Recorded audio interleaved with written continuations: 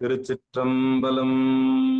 தென்னாடுடைய சிவனே போற்றி, எந்நாட்டவர்க்கும் இறைவா போற்றி, ஏகம்பத்துரையந்தாய் போற்றி, பாகம் பெண்ணுரு ஆனாய் போற்றி, அண்ணாமலையும் அண்ணா போற்றி, கண்ணார் அமுதக்கடலே போற்றி, காவாய் கனகத்திரளே போற்றி, கைலை மலையானே போற்றி போற்றி.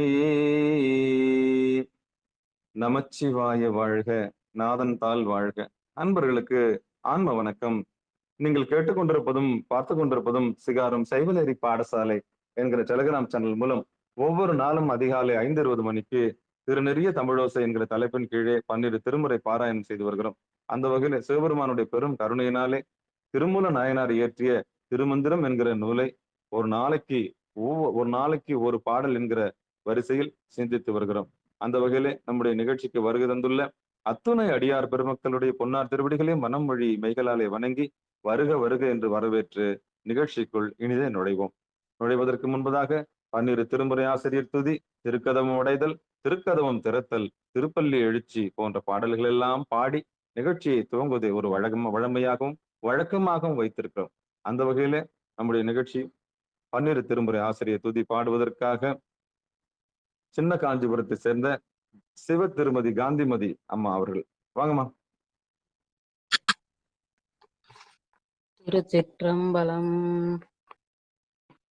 திருஞான சம்பந்தர் நாவரசர் சுந்தரர் திருவாத ஊரர் மற்றை திருமாளிகை தேவர் சேந்தனார் கரூரர் தெல்லு பூந்துருத்தி நம்பி வருஞான கண்டர் ஆதித்தர் வேணாட்டடிகள் வாய்ந்த திருவாலிய முதர் மருவு புருடோத்தமர் சேதிராயர் மூலர் மண்ணு திரு ஆலவாயார் ஒரு கார காலம்மை ஐயடிகள் சேரமான் ஒழுக்கீரர் கல்லாடனார் பொன்கபிலர் பரணர் மெய்யுனர் இளம்பெருமானோடு ஓங்கும் அதிராவடிகள் திருமேவு பட்டின தடிகளோடு நம்பியாண்டார் நம்பி சேக்கீழாரும் சிவநேரி திருமுறைகள் 12 அருள் செய்த தெய்வீக தன்மையோரே. சிவன் திருமுறைகள் 12 அருள் செய்த தெய்வீக தன்மையோரே. நன்றிங்க ஐயா. திருச்சிற்றம்பலம். திருக்கதவம் அடைதல். திருச்சிற்றம்பலம் ஐயா. திருச்சிற்றம்பலம். அருட்பெரு தனி கடலும் உலகுக்கெல்லாம் அன்பு சரி கடலுமாம் எனவும் ஓங்கும் பொருட்சமய முதற் சைவ நெறிதான் பெற்ற புண்ணிய கண்ணிரண்டனவும் போனும் உய்ய இருட்கடு உண்டவர் அருளும் உலகம் எல்லாம் என்றால் தன் திருவருளும் எனவும் கூடி தெற்கலைஞான கன்றும் அரசும் சென்று செந்தடைவானவர் கோயில் சேர்ந்தார் அன்றே. தெற்கலைஞான கன்றும் அரசும் சென்று செந்தடைவானவர் கோயில் சேர்ந்தார் அன்றே. திருச்சிற்றம்பலம். அற்புதம். வாங்க. திறத்தல். திருச்சிற்றம்பலம். அனைத்து அடியார் திருடலையும் வணங்குகிறேன். பெருமான் பேரானந்தத்து பிரியாதிருக்க பெற்றீர்கான் அருமால் உற்று பின்னை நீர் அம்மா அழுங்கி அரற்றாதே திருமாமணி சேர் திருக்கதவம் திறந்த போதே சிவபுரத்து திருமாமணி சேர் திருக்கதவம் திறந்த போதே சிவபுரத்து திருமாலறியா திருப்புயங்கன் திருத்தாள் சென்று சேர்வோமே. திருமாலறியா திருப்புயங்கன் திருத்தாள் சென்று சேர்வோமே.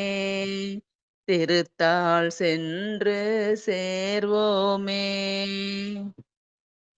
திருச்சிற்றம்பலம் ஐயா. நன்றிங்க ஐயா.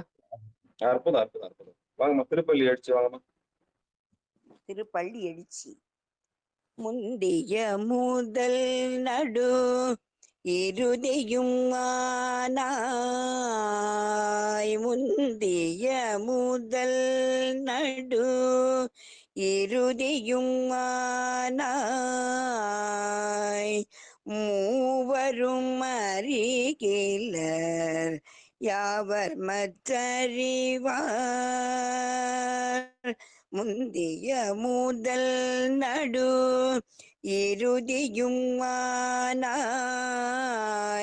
மூவரும் அறிகிலர் யாவர் மற்றறிவார்.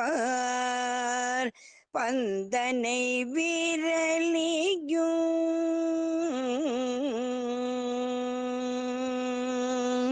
பந்தனை விரலியும் நீயும் நின்னடியார்.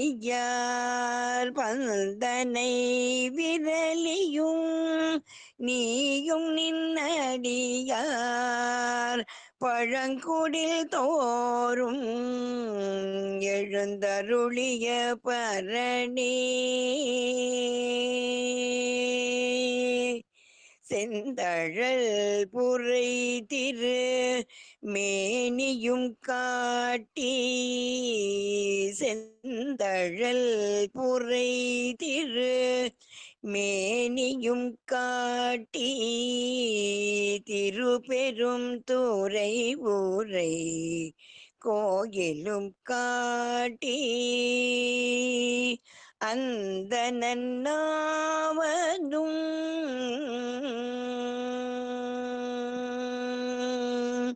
அந்த நன்னாமதும் காட்டி வந்தாண்டாய். அந்த நன்னாவதும் காட்டி வந்தாண்டாய். ஆரமுதே பள்ளி எழுந்தருளாயே. ஆரமுதே பள்ளி எழுந்தருளாயே.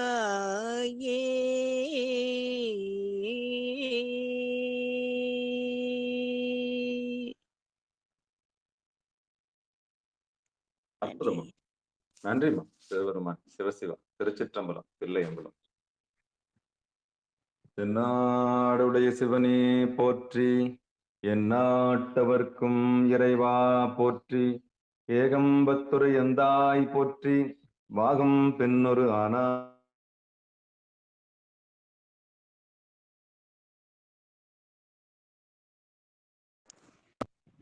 சவுண்ட் வரல. நமச்சிவாய. சவுண்ட் வரல. முதல்ல இருந்து வரலையாமா? ஆமா, ஆரம்பிச்ச உடனே இருந்தது, அப்புறம் வரல. அதான் சிவபெருமானே சிவசிவா. அதான் இணையதளம் தான். தென்னாடுடைய சிவனே போற்றி, எந்நாட்டவர்க்கும் இறைவா போற்றி, ஏகம்பத்துரையந்தாய் போற்றி, பாகம் பெண்ணொரு ஆனாய் போற்றி, அண்ணாமலையும் அண்ணா போற்றி, கண்ணார் அமுதக்கடலே போற்றி, காவாய் கனகத்திரளே போற்றி, கைலை மலையானே போற்றி போற்றி. நமச்சிவாய வாழ்க, நாதன் தாள் வாழ்க. அன்பர்களுக்கு ஆன்ம வணக்கம். சிவபெருமானுடைய பெரும் கருணையினாலே திருமூல நாயனார் இயற்றிய திரு மந்திரம் என்கிற ஒரு பெரிய பொக்கிஷத்திலிருந்து ஒரு நாளைக்கு ஒரு பாடல் வீதம் நாம் சிந்தித்து வருகிறோம்.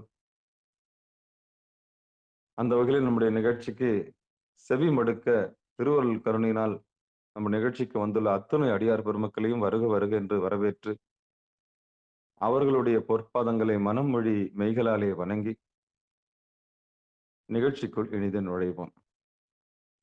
திருச்சிற்றம்பலம், தில்லையம்பலம்.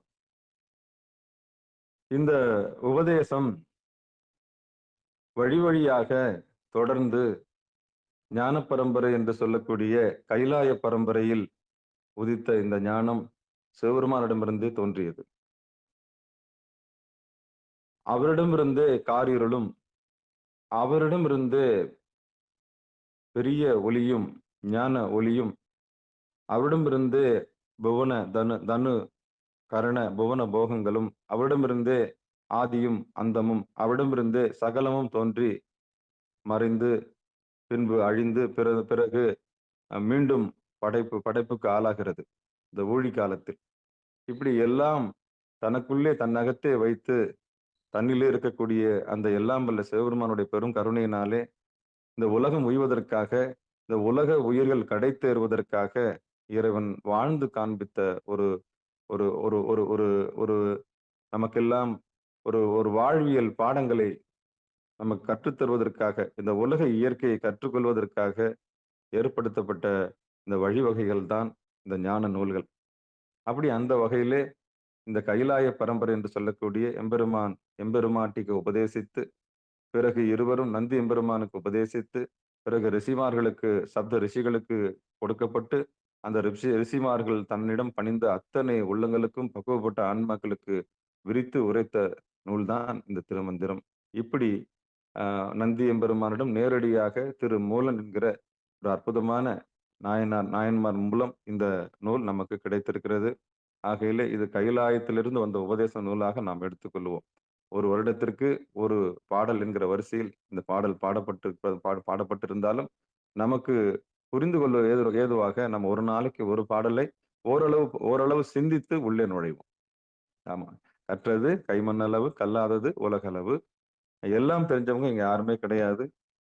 புரிஞ்சுக்கிறதுக்கு முயற்சி பண்ணுவோம், தெரிஞ்சுக்கிறதுக்கு முயற்சி பண்ணுவோம், கலந்து ஆலோசனை பண்ணுவோம். தெரியலன்னா நம்ம கேட்டு தெரிஞ்சுக்கலாம். சிவபெருமான திருச்சிற்றம்பலம்.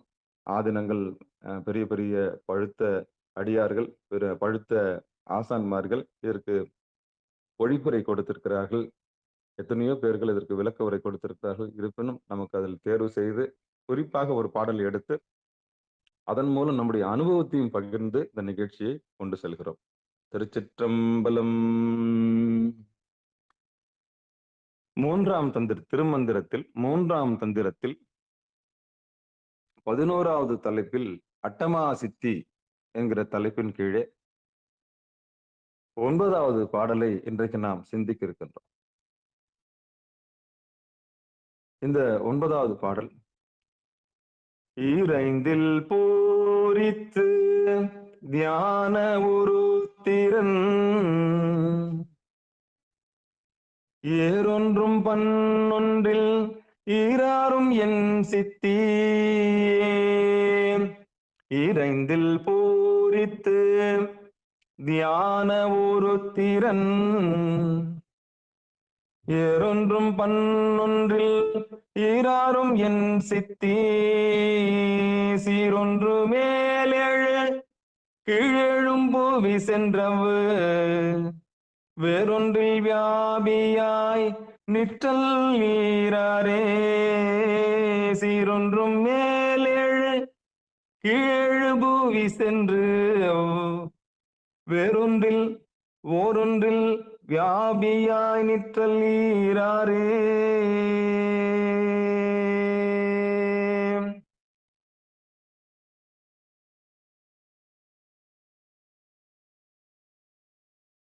ஈரைந்தில் பூரித்து தியான உருத்திரன் ஏர் ஒன்று பன்னொன்றில் ஈராறாம் என் சித்தி சீரொன்று மேலே கீழே புவி சென்று ஏறொன்று வியாபியாய் நிற்றல் ஈராரே. இது பாடல்கள்னா பதத்தை பார்த்துட்டோம்.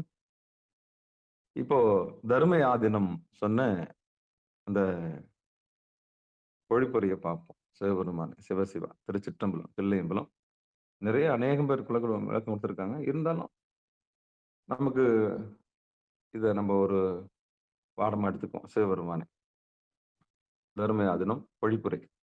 யோகத்தில் 10வது ஆண்டில் முன்பு இழைத்த உடம்பு பருத்து காணப்படும். போன பாட்டுல 7வது ஆண்டுல என்ன நடக்குன்னு பார்த்தோம். இப்போ சொல்றாங்க, யோகத்தில் 10வது ஆண்டில் முன்பு இழைத்த உடம்பு பருத்து காணப்படும். 11வது ஆண்டில் நெருப்பு போன்ற உருவினை உடைய உருத்திரனை போன்ற செம்மேனியும் எல்லாவற்றையும் வெல்லும் ஆற்றலும் உருவாகும். மேல் 8வது சித்தி என குறித்து அது மேலேழு உலகமும் கீழே உலகமும் இவைகளில் சென்று அங்குள்ளவரையும் தன் வசப்படுத்தி நிற்றலாம். அது 12வது ஆண்டில் எய்தும் அப்படின்னு ஒரு குறிப்பு கொடுக்கப்படுது. இந்த பொழிப்புரையை மீண்டும் வாசிக்கிறேன். சிவபெருமான் சிவசிவா திருச்சிற்றம்பலம் தில்லையம்பலம் சிவனேய செல்வர்களே, பொழிப்புரை பார்ப்போம். யோகத்தில் 10வது ஆண்டில் முன்பு இளைத்த உடம்பு பருத்து காணப்படும். ஈரைந்து பூரித்து தியான உருத்திரன். 11வது ஆண்டில் ஏறொன்றும் பன்னொன்றில் ஈராறும் என் சித்தி. 11வது ஆண்டில் நெருப்பு போன்ற உருவினை உடைய உருத்திரனை போன்ற செம்மேனியும் எல்லாவற்றையும் வெல்லும் ஆற்றலும் உருவாகும். என் சித்தி சீரொன்று மேலேழ் கீழேழ் புவி சென்றல். 8வது சித்தி என குறித்து அது மேல் 7 உலகமும் கீழேழ் உலகமும் இவைகளில் சென்று அங்கு உள்ளாரையும் வசப்படுத்தி நிற்றலாம். அது 12வது ஆண்டில் எய்தும் அப்படின்னு சொல்லப்பட்டது. இந்த ஈரைந்தில் பூரித்தல்னா வாயுவால பிராணனை உள்ள அழகா சாப்பிடணும். பூரித்தல்னா எல்லாம் உள்ள வச்சிருக்குன்னு நினைச்சுக்கிறாங்க. அப்படி இல்லை. பிராணனை சாப்பிடணும், பிராணனை பானம் பண்ணணும். இப்ப உணவு அருந்து விட்டீர்களா அப்படின்னு கேக்குறாங்க இல்லையா? உணவை உண்ணத்தானே முடியும், எப்படி அருந்த முடியும்? தண்ணி சாப்பிட்டீங்களான்னு கேக்குறாங்க. தண்ணியை அருந்ததானே முடியும், குடிக்கத்தானே முடியும், அது எப்படி சாப்பிட முடியும்? அப்ப கேக்குறாங்க இல்லையா? அது கொஞ்சம் முரண்படுது இல்ல?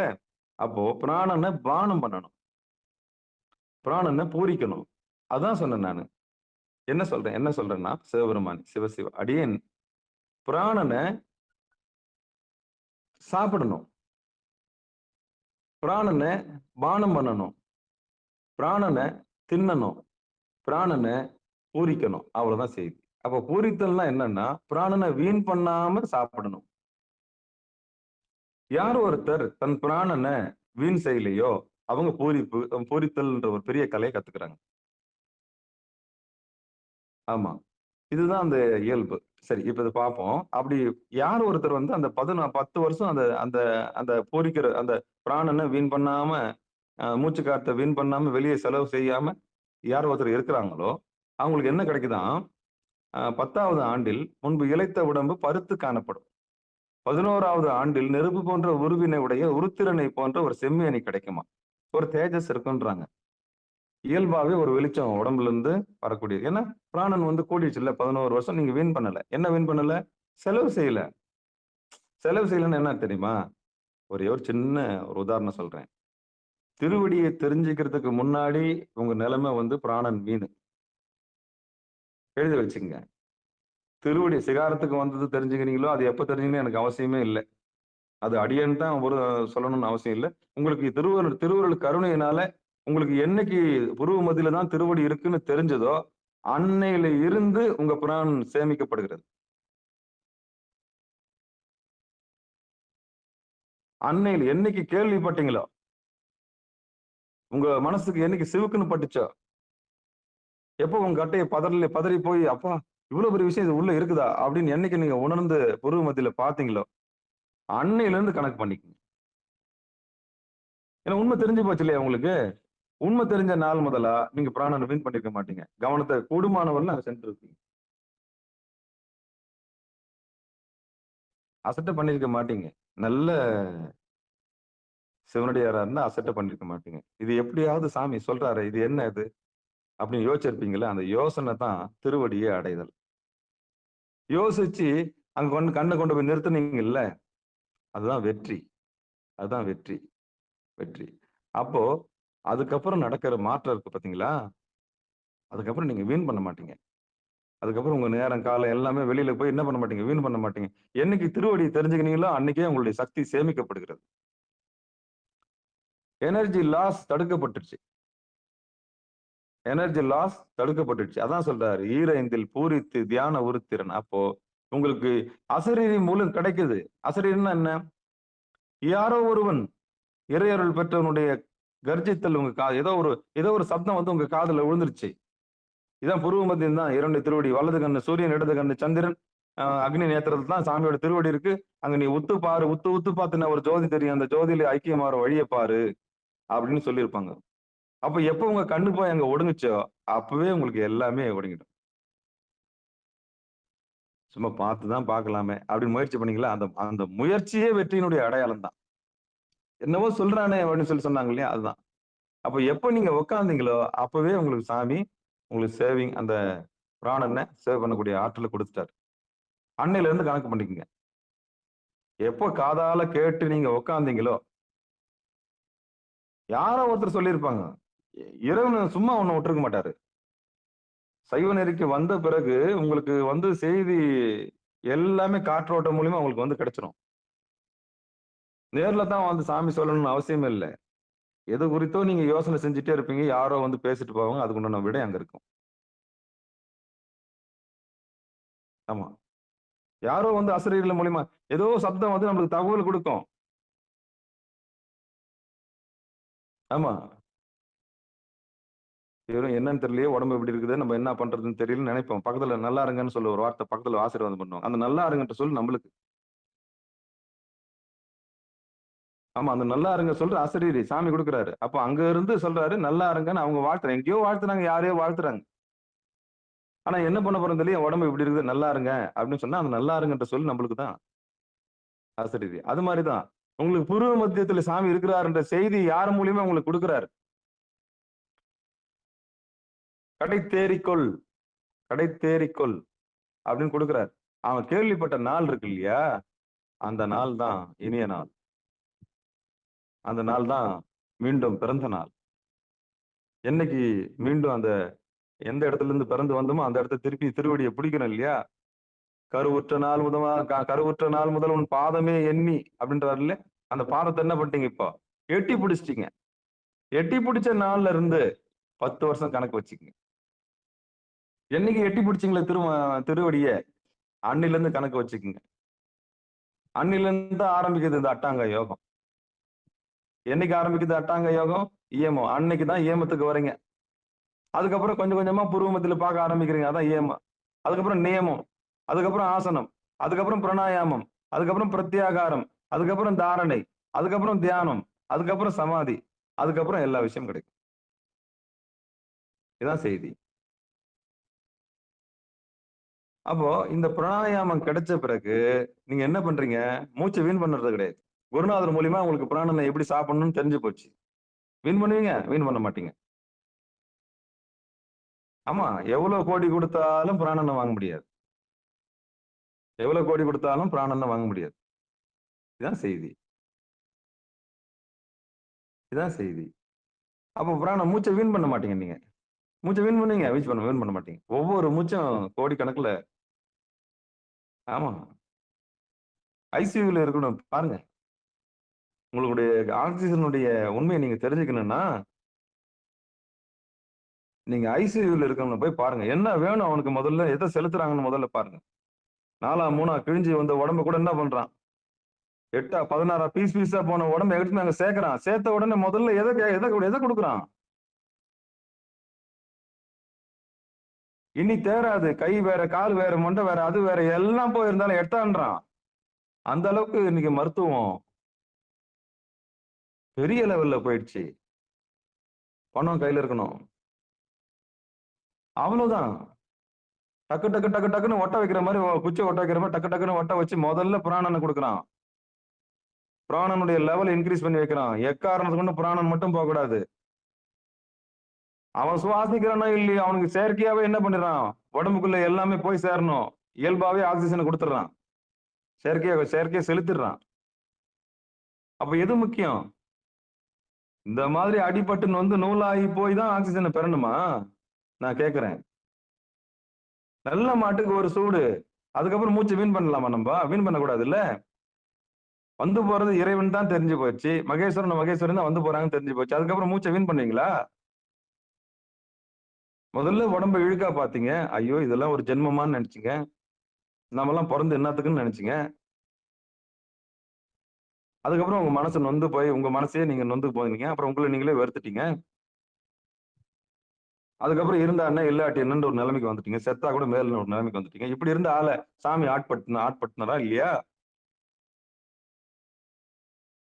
சாக கிடந்த இந்த உடம்பு என்ன பண்ணாரு? திருநீர் பூச வச்சாரு.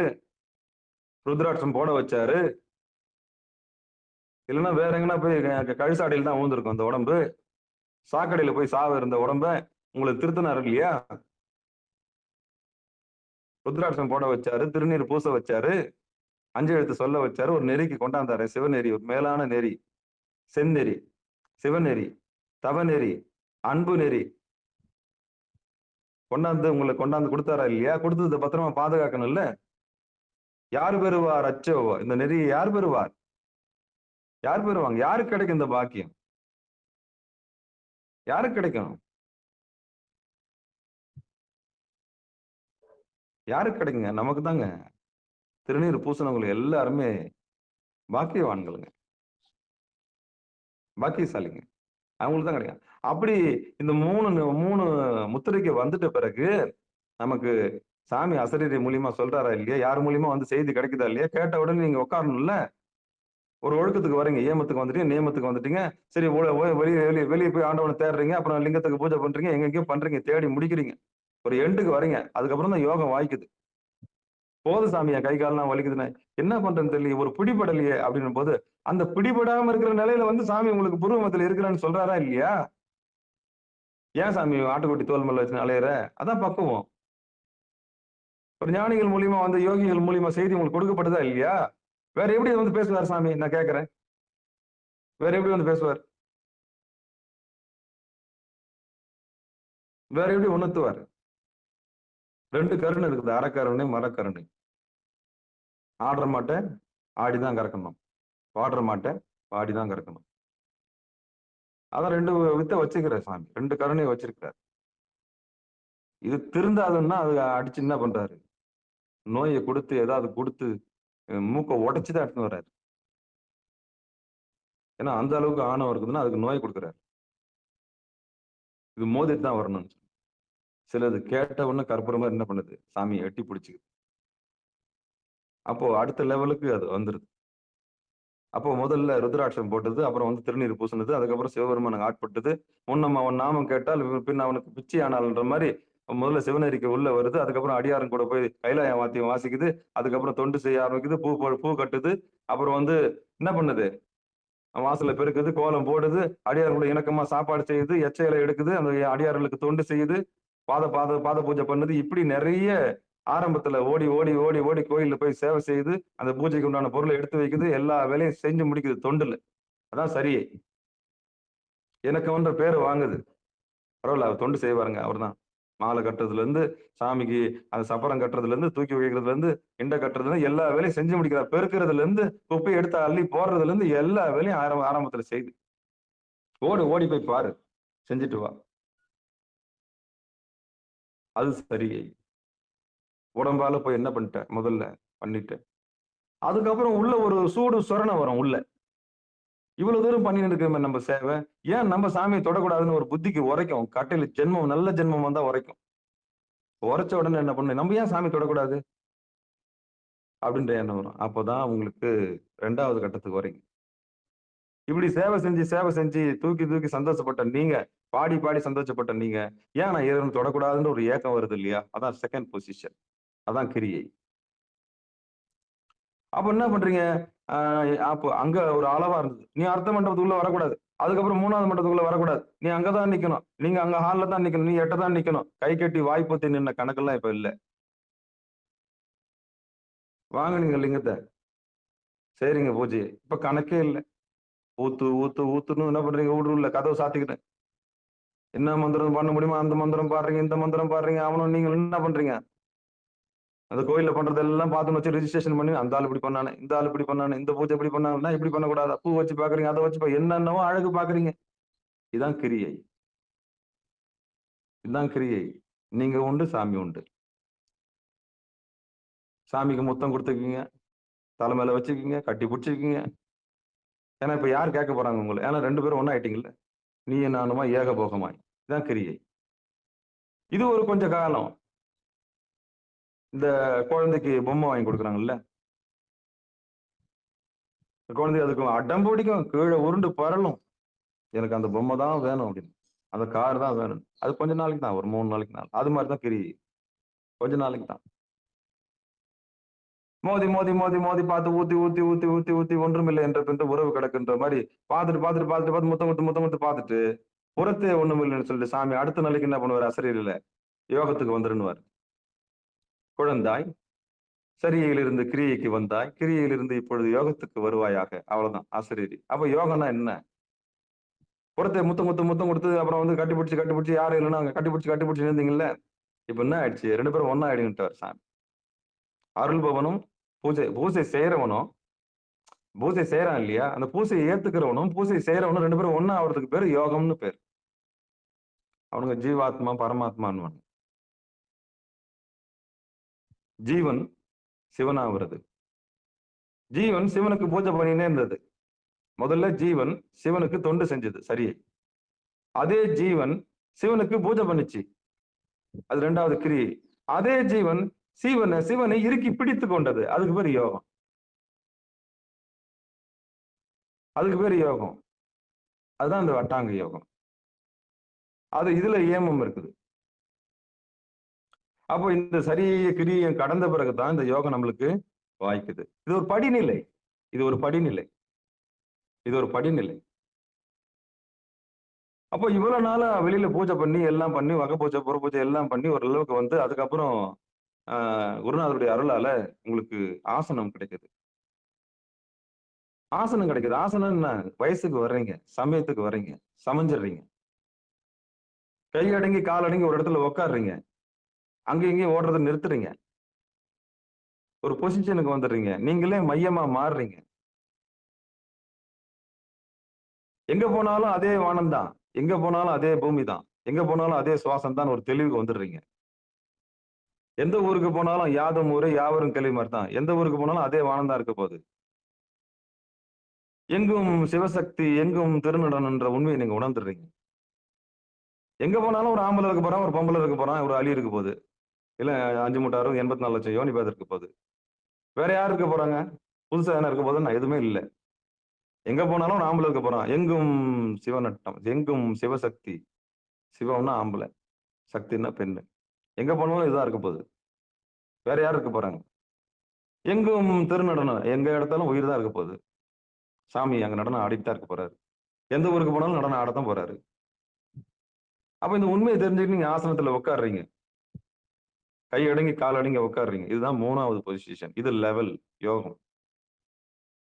அந்த யோகத்தில் 10வது ஆண்டில் முன்பு இளைத்த உடம்பு பருத்து காணப்படும் அப்படின்னு தான் இங்க சொல்லப்படுது. ஈரைந்தில் பூரித்து தியான உருத்திரன். அப்ப பூரித்துன்ற வார்த்தையை நம்ம சொன்னேன் நான். பிராணனை வீண் பண்ண மாட்டீங்க. அப்ப ஆசனத்துல உட்காந்து அடுத்து என்ன நிலைமைக்கு வரீங்க? நீங்க இந்த எஞ்சான் உடம்புக்குள்ள ஏதோ ஒண்ணு நடக்குது, அது எது? அப்ப பெட்ரோல் போட்டாதான் வண்டி ஓடுதுன்ற ஒரு அறிவு உங்களுக்கு வருது. அது என்ன பெட்ரோல்? அது என்ன பெட்ரோல்? இந்த உடம்புக்குள்ள எது பிராணன் வந்து இயங்குது, அது இல்லைன்னா எல்லாம் நின்று போயிடும். அப்ப எது நம்ம சரி, அப்ப எது நம்ம உயிரோடு இருக்கிறதுக்கு எது பொறுப்புன்னு நீங்க யோசிக்கிறீங்கல்ல, அந்த புத்தி என்னைக்கு வருதோ அன்னைக்குதான் பிராணன் நீங்க தெரிஞ்சுக்கிறீங்க. அன்னைக்குதான் வாயு, அதான் மகேஸ்வரனை தெரிஞ்சுக்கிறீங்க. மகேசன், அவனுக்கு ஈசன்னு பேரு. ரட்சிக்கிறான் இல்லையா? ரட்சிக்கிறான் இல்லையா? ரட்சிக்கிறான் இல்லையா? படைக்கிறதுக்கு மூலமா இருக்க பிரம்மன் மண்ணு இடுப்பு, அதை காப்பாத்துறான் இல்ல. 2வது காப்பாத்துற கடவுள் வயிறு இருக்கு இல்லையா, அந்த வயிறை காப்பாத்துறான் இல்ல. அடுத்து 3வது ருத்திரன் ஆடுறான்ல, தாம் தூம் தம் தோம் திம் தாம் திம். உள்ள கேக்குதா இல்லையா? Lub dub lub dub lub dub. உள்ள ஒரு கூத்து நடக்கும். உள்ள ஒரு கூத்து நடக்கும். உள்ள ஒரு இன்ஜின் வேலை செய்யுது இல்லையா, ருத்ரன். அந்த 3 பேருக்கும் என்ன வேணும்? வாயு வேணும் இல்ல, நெருப்புக்கு எரியணும் இல்ல உள்ள. அப்படி வந்து போறது பிராணன் தானே. அப்ப பிராணன் தான் வந்து போகுது. அவன் தான் மகேஸ்வரன், அவன் தான் ஈசன். அப்ப ஆசனத்துல உட்காந்தவன எஞ்சான் உடம்புக்கு இந்த பிராணன் தான் பிரதானன்ற ஒரு அறிவு உங்களுக்கு வந்துருது. ஜென்மத்துக்கு உரைக்குது. உள்ள வந்து போறது இறைவன் தான் அறிவு வந்துச்சு.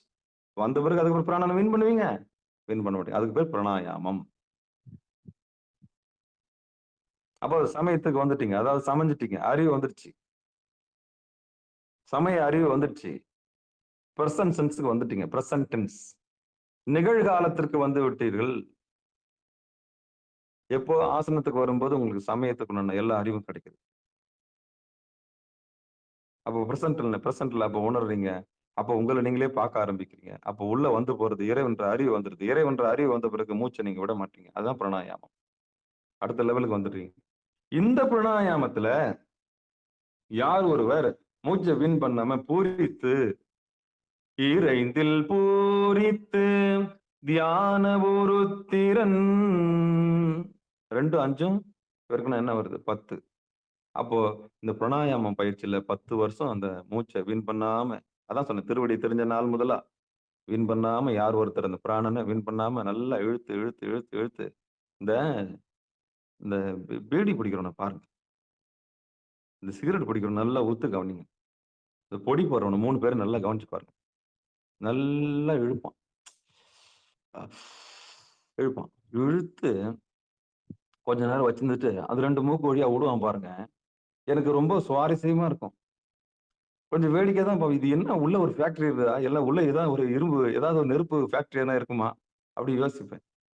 நல்லா இழுப்பான். இழுத்து அப்புறம் நின்னு நிதானமா என்ன பண்ணுவான்? கொஞ்ச நேரம் பொறுத்து தான் என்ன பண்ணுவான்? அந்த மூக்கு வழியா 2 புகை இன்ஜின்ல இருந்து இந்த கார்பரேட்ல இருந்து ஸ்கூட்டர் பின்னாடி இருந்து வரும் பாருங்க. ஒரு புகை. அந்த மாரி மூக்கு வழியா வரும். அந்த மாரி எத்தன பேர் பீடி பிடிச்சவன பார்த்திருக்கீங்க? பீடி பிடிக்கிறவன் ஆக்சுவலா அது ஒரு தியானம் மாதிரி அவனுக்கு. சிகரெட் இல்லாம இருக்க முடியாது. பட்ட பகல்ல வெயில் கொளுத்துங்க. அந்த கொளுத்துல சிகரெட் வாங்கி பிடிக்கலன்னா அவனுக்கு என்ன ஆயிடும்? பீடி பிடிக்கலன்னா அவனுக்கு ஒண்ணும் பண்ண முடியாது. அது ஒரு அடிக்ஷன். ஆமா. நமக்கெல்லாம் சூடு சூடுன்றோம்ல. ஐயோ! கொளுத்துது ஐயோ! ஆனா பீடி பிடிக்கிறவன பாருங்களேன். அந்த வெயில்ல அந்த ஓரமா நின்னு நிதானமா எடுத்து அந்த மூக்கு வழியா கார்பெண்டர் புகை மாரி வெளிய விடுவான். பிடபிள்யூ வண்டியில இருந்து வெளிய வர மாரி வரும். அப்போ அவனே ஒரு மினி பிராணாயாமத்த செய்றான். மினி பிராணாயாமத்த யார் செய்றது? சிகரெட் பிடிக்கிறவனே செய்றான். ஆனா அந்த நேரம் அவன் பிரசன்ட்க்கு வந்துடுறான். அது தெரியுமா உங்களுக்கு? அதனால தான் அவன் ஓடுறான். பீடி இருக்குதா? பீடி தான் ஏங்க பீடி காசு இல்லைங்க. பீடி தான் குடுங்க. அப்ப பீடி பிடிக்கும்போது பிரசன்ட்க்கு வரான். ஏன் வர்றான்னா, இழுக்கும்போது பிராணாயாமத்த செய்றான். உள்ள தக்க வைக்கிறான். பூரிப்பு. அதுக்கப்புறம் மூக்கு வழியா என்ன பண்றான்? சர்ருன்னு வெளிய விடுறான். அப்ப அந்த அவனுக்கு அது மெடிடேஷன். சில பேரு இந்த இன்ஜினியர்லாம் வீடு கட்டுற இன்ஜினியர் பார்ப்பீங்க. சிகரெட் பிடிச்சாதான் மூளையே வேலை செய்யணுவான். பீடி பிடிச்சாதான் எனக்கு அடுத்த கட்ட நடவடிக்கையே போவோம். எத்தன பேர் இது மாரி கவனிச்சிருக்கீங்க? நெறைய பேர் கவனிச்சிருப்பீங்க. அதை இழுத்து அப்படி அதை ஒரு என்ன ஒரு ஒரு தம் போட்டா தாங்க எனக்கு என்ன பண்ண முடியும்னுவான். அடுத்து நான் என்ன செய்யணும்னு சொல்லுவான். அந்த மாரி கேஸ்லாம் இருக்குது. அது என்ன கேஸ்ன்னா, பிரசன்ட்க்கு வருவான். தியானத்துக்கு வந்து அந்த மூச்ச கரெக்ட்டா உள்ள இழுத்து, மூச்ச இழுக்க வேண்டியவன் எத இழுக்குறான்? எத இழுக்குறான்? நல்ல ஒரு உண்மைய தெரிஞ்சுக்கங்க. பிராணாயாமத்தினுடைய அடையாளம், இந்த பீடி பிடிக்கிறவனுக்கு சிகரெட் பார்த்தீங்கன்னா உங்களுக்கு தெரியும். அப்ப அவனுக்கே கொஞ்சம் யோசனை கிடைக்குதுன்னா, பிராணாயாமத்த செய்றவனுக்கு என்ன கிடைக்கும்? நல்லா யோசிச்சு பாருங்களேன். துண்டு பீடி பிடிக்கிறவனுக்கே இவ்ளோ ஞானம் இருக்குன்னா, சதா பிராணன வீண் பண்ணாம செய்றவனுக்கு எவ்வளவு பெரிய ஞானம் இருக்கணும்? அப்ப மூச்ச வீண் பண்ணலாமா? அதான் உபதேசம் குடுக்கும்போது பீடி, சிகரெட் அப்படின்னு பாக்கு, புகையில, தண்ணி, கஞ்சா, புகையில இல்ல. அது இல்லன்னா தான் குடுப்பாங்க. கேட்டுன்னா குடுப்பாங்க. நீ தப்பி தவறி அதுக்கு போயிட்டீன்னா, வாங்குன பிராணன் வீணா போயிடும்ல. அப்போ உலகத்தார் வந்து பீடி பிடிக்கும்போது அதுவே மெடிடேஷன் ஆயிடுது. கொஞ்ச நேரம் தான். சரக்கு அடிக்கும்போது கொஞ்ச நேரம் தான் பின்மூளை வேலை செய்யுது. மெய் மறந்து இருக்கிறான். எத மறந்து இருக்கிறான்? உடம்புன்றத மறந்து, மனசுன்றத மறந்து, பொண்டாட்டி டார்ச்சர், புள்ள டார்ச்சர், அப்புறம் சாவு, வாழ்வு எல்லாத்துக்கும் குடிக்கிறான். அப்ப எதுக்கு ஆல்கஹால் எடுக்கிறான் அவன்? வேலை மிரட்ட எடுக்கிறான். கொழுப்பா அவனுக்கு எடுக்கணும்னு. எல்லாத்தையும் மறக்கணும்னு ஆசைப்படுறான். மெய் மறந்து இருக்கணும்னு ஆசைப்படுறான். எப்படி மெய் மறந்து இருக்கணும்னு ஆசைப்படுறான்? உடம்புன்ற வேதனை, மனசுன்ற தொந்தரவு, மனைவின்ற டார்ச்சர், பசங்கன்ற தொந்தரவு, கடன் பிரச்சனை.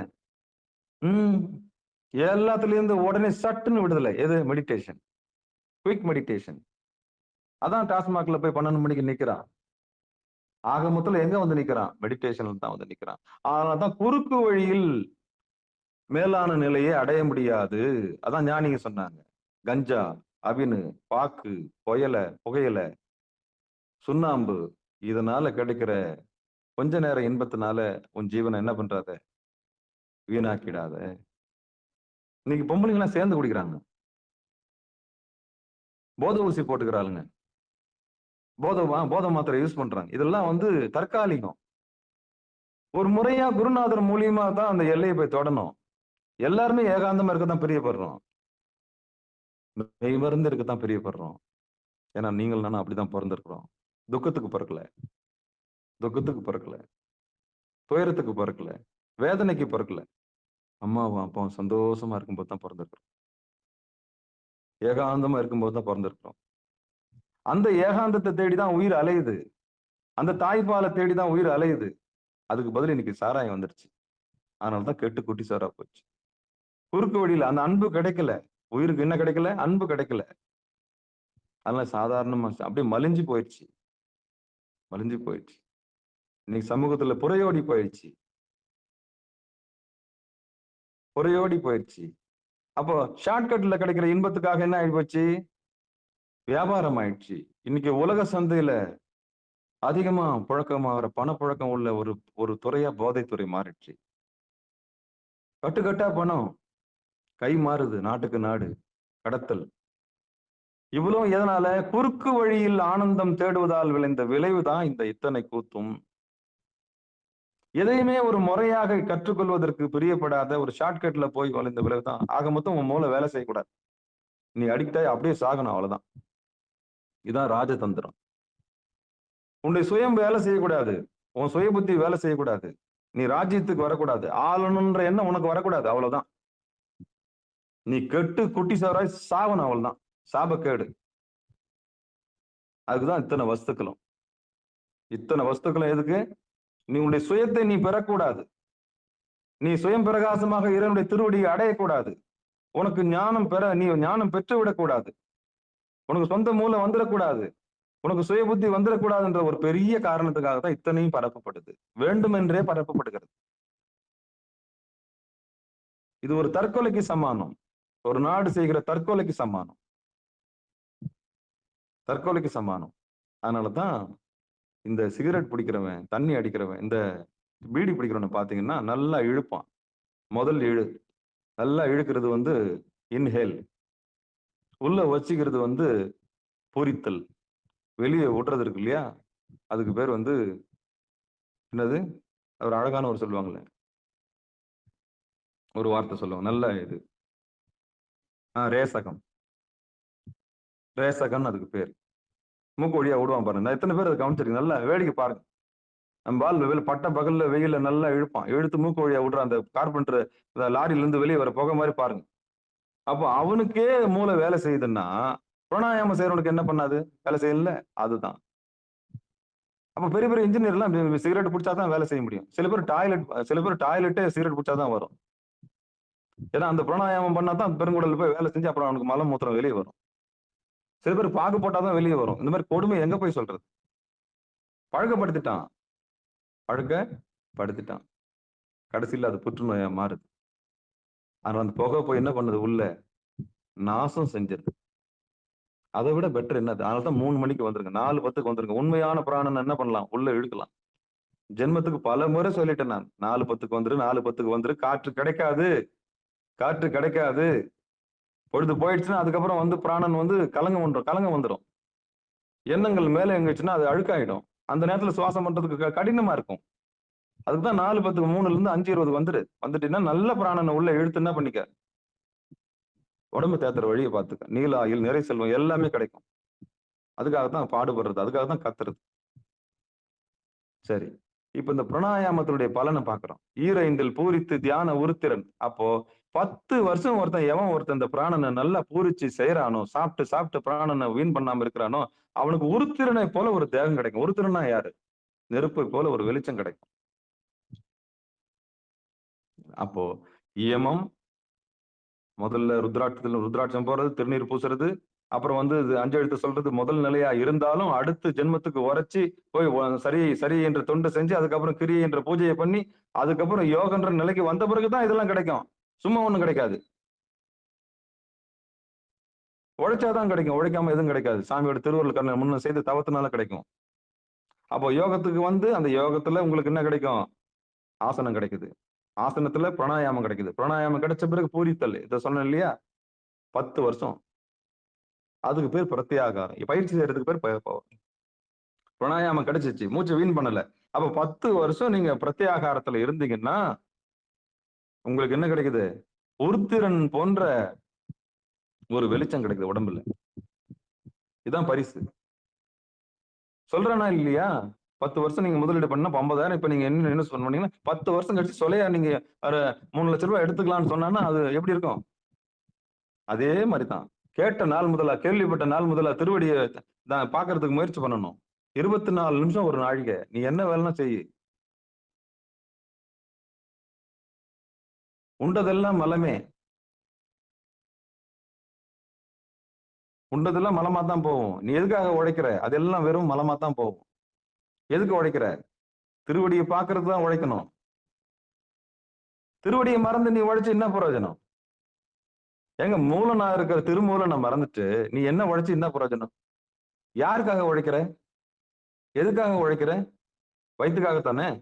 அந்த வயிறு தக்க வைக்கிறதுக்கு மூலமா இருக்கிற இறைவனை பிடிக்கணுமா வேணவா? அப்ப எது மூலமோ, எது சிருஷ்டியோ, எது கர்த்தாவோ அதை முதல்ல பிடிக்கணும்ல. அவன் தொழுகைக்கு ஒதுக்குறாங்க நேரம், நீ ஒதுக்குறியா? அவன் நேரம் ஒதுக்குறாங்க தொழுகைக்கு, நீ ஒதுக்குறியா நேரம்? இல்லையே. அவன் எடுத்து வைக்கிறான், மாச சம்பளத்துல ஒரு அமௌண்ட் எடுத்து வைக்கிறான், நீ எடுத்து வைக்கிறியா சாமிக்கு? இல்லையே. மத்த இந்த பீராயத்தானே பாக்குற, இறைவனுக்கு என்னைக்கு எடுத்து வச்சுக்க? எதுவுமே எடுத்து வைக்கலையே. ஆச்சாரியமாருக்கு நீங்க என்ன கொடுத்திருக்கிற? உனக்கு ஞானத்தை விதைக்கிற அவருக்கு நீ என்ன செஞ்சிருக்கிற? உன் மனசாட்சி வேலை செய்யல.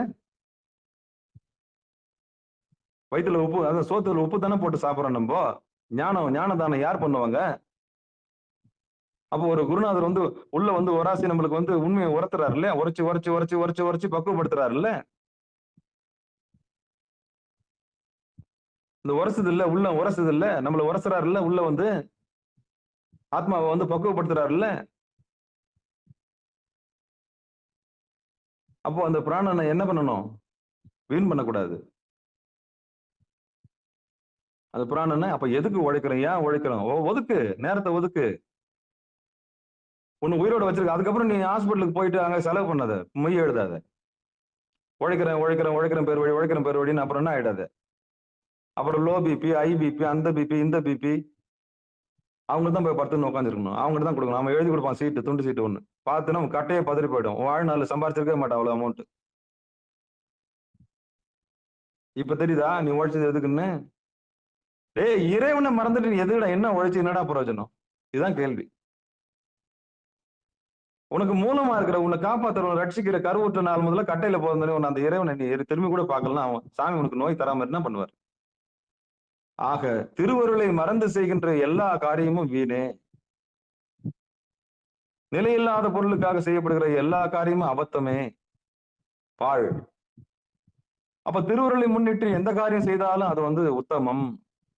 எம்பெருமான் பொருட்டு செய்கிற எல்லா காரியமும் நியாயத்துல முடியும், தர்மத்துல முடியும். ஏமன் கூட எட்ட நிற்பான்.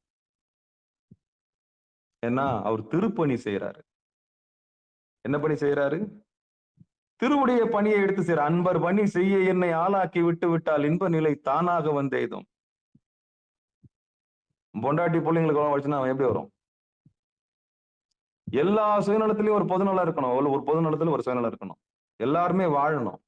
அதனாலதான் சொல்லி என் கொங்கை நின் நண்பர்கள் எல்லா தோல் சேர இருக்க, நின் திருப்பணி எல்லாம் வேறொரு என் கை வேறொரு பணி செய்ய இருக்க.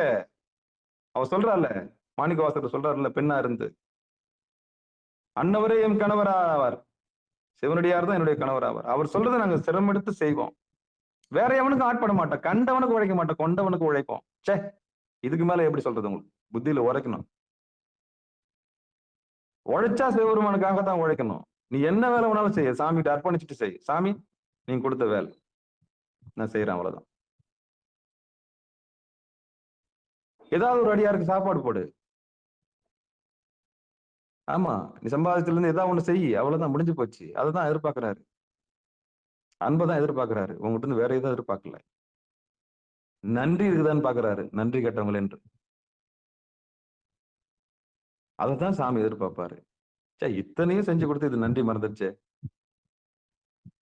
அப்படின்னு போதுதான் பிறவி துயர்ல யமனை கொண்டு வந்து விடுறாரு. யாருக்கு யமன்? நன்றி மறந்தவனுக்கு யமனை அனுப்புறாரு. நன்றி உள்ளவங்களுக்கு சாமி தூதர் அனுப்புறாரு. நீங்க எந்த கேட்டகரியில வரீங்கன்னு பாருங்க. நீங்க எந்த கேட்டகரியில வரீங்கன்னு பாருங்க. சிகாரத்துக்கு வர்றவங்க நல்லா யோசிச்சு பாருங்க. உங்களுக்கு யமன் வரணுமா? சாமியோட தூதர்ல வரணுமா? முடிவு பண்ணிக்கங்க. முடிவு பண்ணுங்க. முடிவு பண்ணிக்கங்க. அப்போ இந்த பிராணாயாமத்தை வீண் பண்ணாம, மூச்சை வீண் பண்ணாம பிராணாயாமம் செஞ்சோம்னா 10 வருஷத்துல என்ன நிலைமை கிடைக்குமா? ருத்ரன்ற போஸ்டிங் கிடைக்கும். 8 வகையான சித்தி கிடைக்குதுன்ற. எப்போ? 12 வருஷத்துல ஏறொன்றும் பன்னொன்றில் ஈராறும் என் சித்தி சீரொன்றும் மேலேழு கீழேழ் புவி சென்றவ் வேறொன்றில் வேறொன்றில் வியாபியாய் நிற்றல் ஈராரே. இதான் பாட்டு சொல்லுது. ஈரைந்தில் பூரித்து தியான உருத்திரன். அப்போ பயிற்சி செஞ்சாதான். உழைக்காம எதுவுமே கிடைக்காது. உழைக்காம எதுவுமே கிடைக்காது. அப்ப இந்த பாட்டு என்ன சொல்ல வருதுன்னா, என்னைக்கு நீங்க பிராணாயாமத்தை பெற்றுக்கொண்டீர்களோ, என்னைக்கு மூச்சுன்னு ஒண்ணு இருக்குன்னு தெரிஞ்சுக்கினீங்களோ, என்னைக்கு மூச்சை நீங்க வீண் பண்ணாம உள்ள பூரிச்சு சாப்பிடுற கலையை கத்துக்கினீங்களோ, அன்னையில இருந்து இந்த கூத்து உங்களுக்கு நடக்கும்ன்றது அறுதியிட்டு சொல்றாரு திருமூலர். அப்போ இந்த ஜென்மம் எடுத்து பிறவி பெரும்பயனை அடையணுமா வேணாவா? பஜனை பாட்டு போயிடலான்னு பாக்குறீங்களா? யாரை ஏமாத்துறதுக்கு இந்த வேஷம் போட்டுக்கிறீங்க? நான் கேக்குறேன். யாரை ஏமாத்துறதுக்கு வேஷம் போட்டுக்கிறீங்க? எத்தனை நாள் ஏமாத்த முடியும்? கெட்டிக்காரன் புழுகு 10 நாளைக்கு மட்டும்தான். உன் வியாபாரம் செல்லுபடி ஆகாது. வண்டவாளம் தண்டவாளம் ஏறும். சாமி உனக்கு நோய் கொடுப்பாரு. நீ எவ்வளவு பெரிய ஆச்சாரனா கூட நீ போய் ஒரு லெவலுக்கு மேல சாமி உன்னை வச்சிருக்க மாட்டாரு உள்ள. ஒரு லிமிட் தான். ஒரு நாள் ஏமாத்தலாம், 2 நாள் ஏமாத்தலாம். தொடர்ந்து பீப்புளை ஏமாத்தணும். நீ நல்ல கதி அடைவியா? நான் கேக்குறேன்.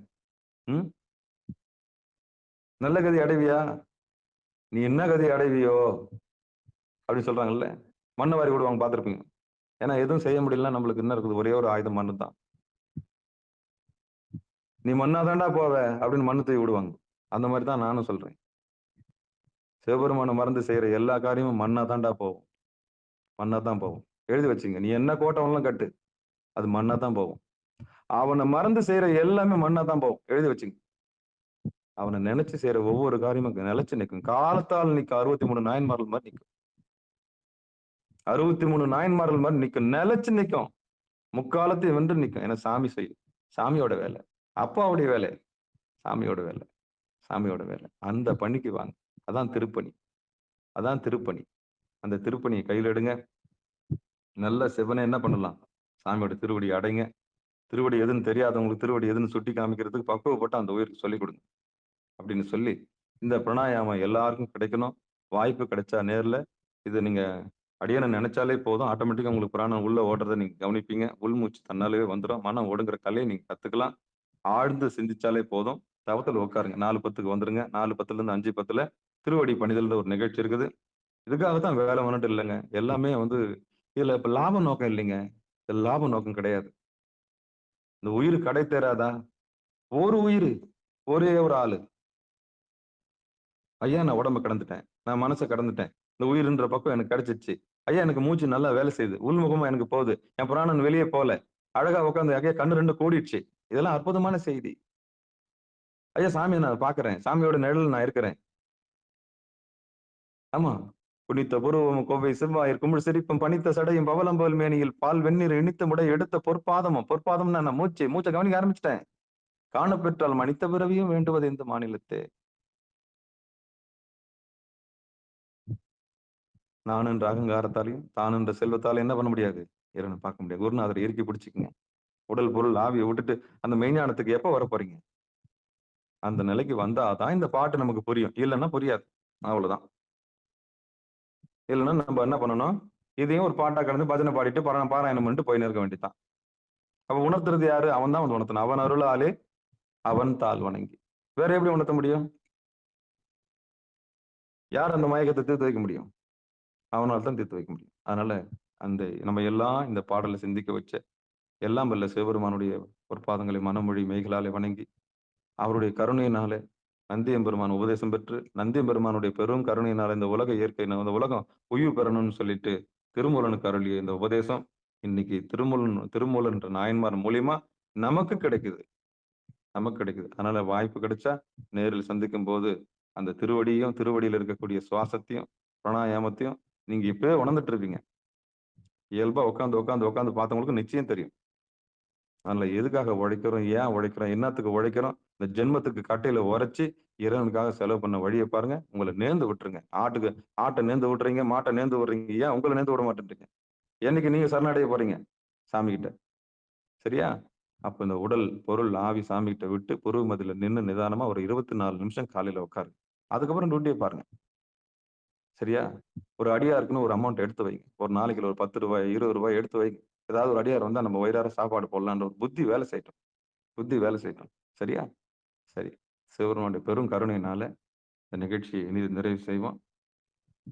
பங்கெடுத்த அத்தனை உள்ளங்களுக்கு மனமார்ந்த நன்றி சொல்லி திருவள்ளுவர் கருணையை வியந்து நிகழ்ச்சி இனிதை நிறைவு செய்வோம். வாழ்த்து. மண்ணில் நல்ல வண்ணம் வாழலாம் வைகளும் எண்ணி நல்ல கதிக்கு யாதுமோர் குறைவிலை கண்ணி நல்ல தரும் கழுமல பலநகர் பெண்ணின் நல்லாளோடும் பெருந்தகை இருந்தது தனம் தரும் கல்வி தரும் ஒரு நாளும் தளவரியா மனம் தரும் தெய்வ வடிவம் தரும் நெஞ்சில் வஞ்சமில்லா இனம் தரும் நல்லனையெல்லாம் தரும் அன்பர் என்பவருக்கு கணம் தரும் பூங்குழலால் அபிராமி கடைக்கண்களே ஆறிரு தடந்தோல் வாழ்க அறுமுகம் வாழ்க வெற்பை கூறுசை தனிவேல் வாழ்க கூடம் வாழ்க செவ்வேல் ஏறிய மஞ்சை வாழ்க ஆனிதன் அணங்கு வாழ்க மாறிலா வள்ளி வாழ்க வாழ்க சீர் அடியாரெல்லாம் வான்மிகில் வழாது வைக மலிவலம் சுரக்க மண் கோன்முறை அரசு செய்க குறைவிலாது உயிர்கள் வாழ்க நான்மறை அறங்கள் வங்க நற்றவம் வேள்வி மல்க மேன்மைகள் சைவ நீதி விளங்குக உலகமெல்லாம் மேன்மைகள் சைவ நீதி விளங்குக உலகமெல்லாம் மேன்மைகள் சைவ நீதி விளங்குக உலகமெல்லாம். திருச்சிற்றம்பலம், தில்லையம்பலம்.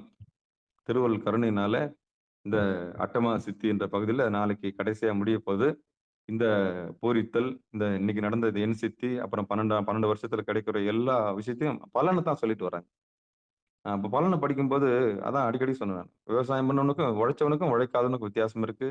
நிச்சயம் நீங்க எல்லாருமே உழைச்சு நல்ல கதியை அடைவீங்க. அதுல எந்த மாற்று கருத்தும் கிடையாது. பணிவு இருக்கணும். பணிவு இருந்து சாமி நாங்கெல்லாம் எப்ப தேர்றது, அப்பெல்லாம் திருவடியில இருந்து எப்படி கடை தேர்றதுன்ற ஒரு அறிவுக்கு வரணும். அப்பதான் நம்ம உள்ள ஊர் போய் சேர முடியும். ஆமா, ஆமா. ஆமா. மயக்கத்துல மாட்டிக்காதீங்க. அது வந்து நம்மள பிரிச்சிடும். பேதம் அந்த கட்சி, இந்த கட்சி நம்மள பிரிச்சு சின்ன பின்னமாக்கிடும். சாமி இருக்கிறது ஒரே கட்சி தான். இந்த திருவருள் கட்சி. சரியா? அதான் நந்தி கட்சி. நம்ம கட்சிலாம் நம்ம நந்தி பெருமான். நந்தி தான் நம்மளுக்கு கொடி. நம்ம எந்த கொடி ஏத்தணும்? நந்தி கொடி தான் ஏத்தணும். வேற எந்த கொடியும் ஏத்தக்கூடாது. ஏன்னா சாமியோட கொடி நந்தி தான். நந்தி தான் உருவ மத்தியம். சரியா? அப்ப சிவனடியார்களுக்கு எது? ஒரே கட்சியா இருக்கணும். சாமியோட தான். சாமி தான். ஏக இறைவன் சிவபெருமான்ற ஒரு பெரிய திருவடியில் நம்ம நின்னோம்னா சாமியோட பெரும் கருணைக்கு ஆளாகலாம்னு சொல்லி நிகழ்ச்சிக்கு வந்த அத்தனை உள்ளங்களுக்கு மனமார்ந்த நன்றி சொல்லி நிகழ்ச்சியை இதை நிறைவு செய்வோம். அன்பர்களுக்கு ஆன்ம வணக்கம். நீங்கள் கேட்டுக்கொண்டிருந்ததும் பார்த்து கொண்டிருந்ததும் சிகாரம் சைவநெறி பாடசாலை என்கிற டெலிகிராம் சேனல் மூலம் ஒவ்வொரு நாளும் அதிகாலை 5:20 மணிக்கு திருநெறிய தமிழோசை என்கிற தலைப்பின் கீழே 12 திருமுறை பாராயணம் செய்து வருகிறோம். அந்த வகையில சிவபெருமானுடைய பெரும் கருணையினாலே திருமூல நாயனார் இயற்றிய திருமந்திரம் என்கிற நூலை ஒரு நாளைக்கு ஒரு பாடல் என்கிற விகிதத்தில் சிந்தித்து வருகிறோம். அந்த வகையிலே நம்முடைய நிகழ்ச்சிக்கு வருகிற இந்த அத்தனை அடியார் பெருமக்களை பொன்னார் திருவடிகளையும் மனம், மொழி, மெய்களாலே வணங்கி நிகழ்ச்சியை இனிது நிறைவு செய்வோம். மீண்டும் இன்று மாலை 6 மணிக்கு திருவடி பணிதல் தவ பயிற்சியில் அடியார் பெருமக்கள் 2:30 கலந்து தவம் செய்ய அன்போடு அழைக்கின்றோம். திருச்சிற்றம்பலம், தில்லையம்பலம். நன்றிங்க. அனைவருக்கும் வணக்கம். நற்றுணையாவது நமச்சிவாயவே. நமச்சிவாயவே ஞானமும் கல்வியும், நமச்சிவாயவே நான் அறிவிச்சையும், நமச்சிவாயவே நான் நவின்றேத்துமே, நமச்சிவாயவே நன்னெறி காட்டுமே என்று சொல்லி விடைபெறுவோம். திருச்சிற்றம்பலம், தில்லையம்பலம்.